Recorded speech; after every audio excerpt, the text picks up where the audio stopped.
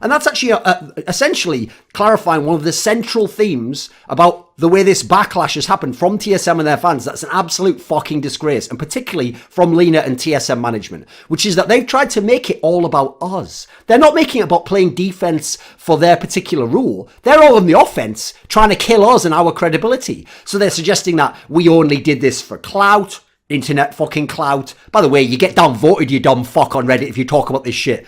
That we're trying to stop the trade itself. Now, Monty is, I'm not personally. I'm commenting on the fact that since the trade's going to go ahead, on my watch, I'm not just going to sit back and go, well, I'm not going to say anything about the obvious fucking bullshit behind this and conflict of interest that's involved. No, you got away with doing the trade. Congrats, love. You've got an 80 carry now. You know what, though? I'm going to make sure people know what the fuck is going on in this scenario and that isn't right the way this went down. Also, let's just be real for a second. Are you all just going to gaslight me that I'm a Doublelift hater now or something? Doublelift has been one of my favourite players since the beginning of my interest in League of Legends in Season 2. He's one of the first people I ever interviewed and put mad amount of hours, as someone who didn't even play it, had never even watched League of Legends, into the fucking interview to do it all. I've done numerous, 3 long-form reflection/grill type interviews with him. I've had him on my shows, all sorts of things. This is someone where I even like him as a person and his story. Like, I can relate to all the struggles he's been through and how he's had to struggle to mature and to become a man and to meet the expectations himself and the community has. I've had numerous conversations with this guy in private, in person. I've tried to help him with his mentality where I could. I'm not claiming I'm like his mentor or whatever, but where I could, I tried to just pass on a few little things that have helped me over the years, documentaries and things, or ways of framing what's happening to you and how you can get back to the top, or how someone saying you're selfish isn't necessarily correct if you take responsibility and you carry the game, blah, blah, blah, etc., etc. In fact, I'll show you right now. When he was eliminated from the World Championships he played in TSM Season 7, I sent him private messages in which I actually tried to buoy his spirits up and actually make him bounce back and not just be torn apart in the fucking crucible, by the way, of shithead TSM fans who are the ones now attacking people. Then you got the whole aspect where people will theorise anything but that this player could be involved or that the team could be the one doing it. Oh, it's this coach, or maybe it's the way that they communicate within the team, and then maybe it's when they bring a player in, the expectations set on them, and maybe, hey, listen, they didn't explicitly tell that guy to only be a ward bot and not to push up unless Bjergsen has mid-priority. Like, yeah, there's other ways to tell someone or to influence or coerce someone without overtly buying fucking skywriting across the LA sky to tell you not to do that. There's plenty of other ways someone could go ahead and do that. Then you got the whole angle where if Reginald stepped in, why is he allowing them to put a rookie jungler who's played 2 LCS games in his entire motherfucking life into a best-of-5 playoff series? Even one where you're a favourite and against an unlikely team like Clutch in terms of being upset. Because as far as I'm concerned, I don't care how well the practices the scrims went with Spica.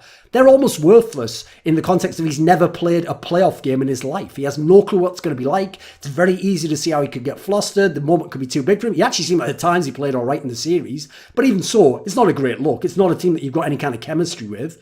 Then the idea you don't even make it an option to have the other 2 junglers. You just banish them with some sort of mad Cortez burning the ships moment, which, yes, if it had worked, would seem genius. There's no way back, boys. We've got to conquer this land. But guess what? If it works badly, you look like a fucking idiot, don't you?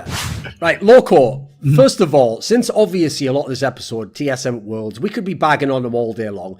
Are there any upsides? Are there any positives we don't know about TSM going to Worlds that we need to be aware of at the beginning of the episode? I think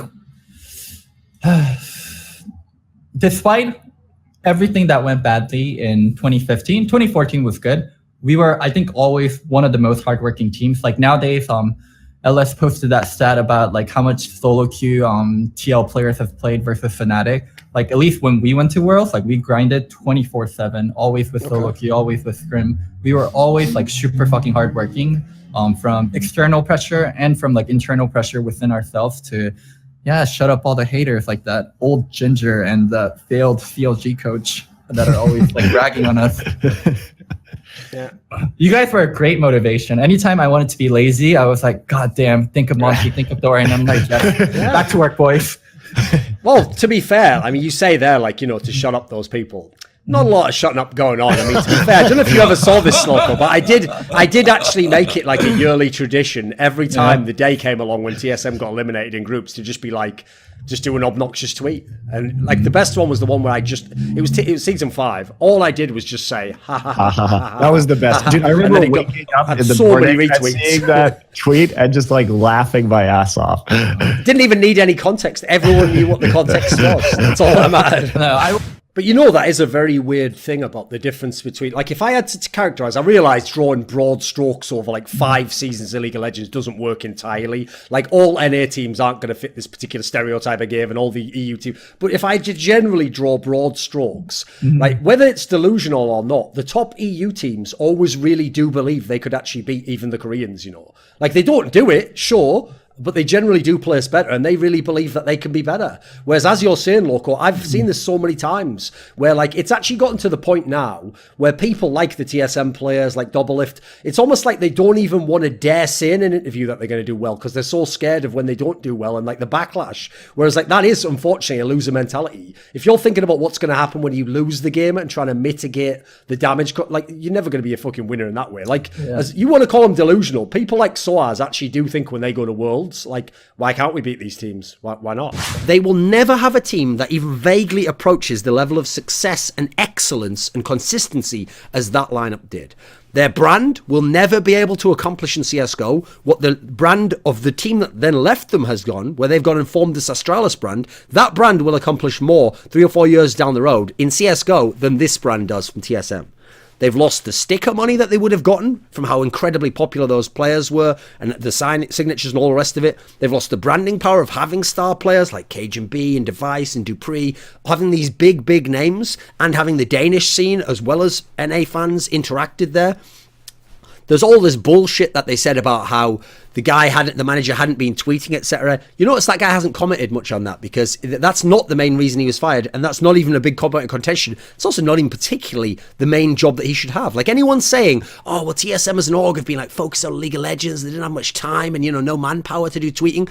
This is all nonsense, guys. It's very simple to get even an unpaid intern and say, oh, I want you to just keep up to date with, like, posting when the CSGO team has an online match. And if they win it, post this. Oh, there's a tournament coming up. Oh, just at least let us know. Run it by us. Okay, yeah, can you make some tweets about that during tournament? This is not difficult stuff. It's not as though everyone who works at TSM has to have some degree in esports and has to have one set role. Like, my only job is to do... I run all of the CSGO team and book their flights and look after the players and schedule games and I tweet as well. No, that's not the way esports organizations work. Anyone who thinks that is very naive or just a straight out idiot who's oblivious to what's actually going on in esports in the industry. It's not the way it is. And TSM's a massive org where they could very easily get people like that and they could very easily pay people. And there's lots of people out there. I've been in many organizations who are social media experts, who you hire to do this, who you hire to do that, and you delegate the responsibility. It's not down to Reginald and his girlfriend and God knows whoever else to be doing these things. They delegate the responsibility. When they don't delegate the responsibility, then they say that they didn't have time to do it. They have failed, and it's their responsibility that they failed in that respect, and they deserve no sympathy for that. Now, okay, so here's the thing about this team. First of all, they are dog shit compared to the old TSM lineup. It's actually a disgrace, the drop-off in level in all respects between the old TSM, now Astralis, and this TSM. In fact, you could almost not get a bigger drop-off between a top team and a bad team that's making any kind of decent salary. They're almost like the limit ends of the spectrum of pro players that are out there. They're not even the best NA pros you could have gotten. I mean, I did this in the Stu2K one, but I could list off like 30 NA pros before I get to these names who you could have gotten, bearing in mind TSM actually had to buy a couple of these players out of buyouts that were expensive, or, if not gotten cores together or built teams around. There are so many names you could have gone with that they failed to get. This is also despite the fact that unlike a lot of teams who've even gotten better lineups and players than them, they had the jump on this whole off-season. TSM knew months beforehand that their Danish lineup might leave them and could already start looking around going, who's available? Who could we sign now? What are the buyouts going to be like? They didn't manage. This is why they failed in the off-season, because they failed in every respect. They're like the best team go. They've got a dog shit team themselves. They haven't signed any good free agents. They failed to secure anyone. Even people who were available said no to them because they couldn't make good offers to them. They failed in every respect you could fail in the off-season. Part of what happened at that time was TSM as a team did what is a very, very simple piece of group psychology, which is you just say, it's like what people sometimes do in sports, right?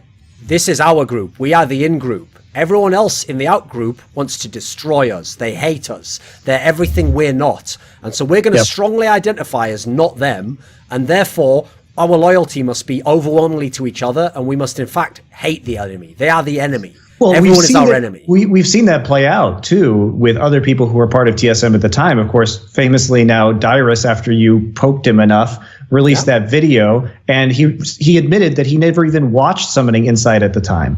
Yes. And also we had Amazing on the show. Yeah, we had Amazing come along later, and famously Lokodok himself, once he left TSM, came on the show and all this stuff was aired out. Now what's funny about that is, that shows me that once people, I don't know if there must be an aura around TSM as well, once people get out of the clutches of TSM, suddenly it's kind of like the people who leave Riot. Magically, they're born-again consciences. Oh, I never agreed with any of that stuff. You know what? I actually used to like some of the things you said. Meanwhile, you go back and look at the old film, it's like, who is this guy now? Who's this deprogrammed agent? Doublelift and Bjergsen have said in interviews, usually when talking about the success of like, well, you know, like we wanted to kind of like have control. We wanted to tell the coach, like, listen, you just do the draft and stuff, but like, you know, we'll like coach the team ourselves, or like, you know, we want to have some control. We know how the team's going to work because we're veterans. But then they go, and those two players specifically go and repeatedly underperform internationally, fail internationally, complain about it, and again act like, I'm just a player on the team. Well, no, you're not. That's not what you said a minute ago. Take responsibility, for fuck's sake. Be a leader. Otherwise, get the fuck off the steering wheel and let someone competent come in there. Someone who will actually tell you how to play, how to change your mindset, because you don't know. And if you can't admit that, Bjergsen and Doublelift, shame on you. And how the fuck are you going to teach any young players coming up under you if that's your mentality, and you still push your problems away and push them onto other people and then kick the other players in the team and go, well, it's never me, even though I'm the only fucking follow-through thread of the entire scenario that always it happens to me. Give me a fucking break, will you?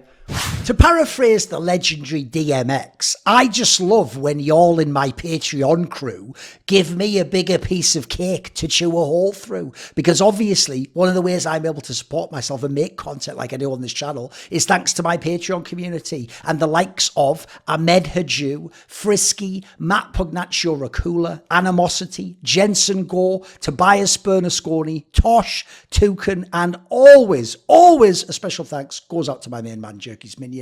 Do you want to ask a question in my video AMA? Do you want to suggest a topic or a guest to interview? Maybe you want teasers, find out who I've already interviewed in upcoming episodes. Or do you want to take part in one of those lengthy online discussions that I do with my top patrons? Well, if any of these perks or more appeal to you, then put your money where your mouth is and join the Skrilluminati today via the Patreon link below.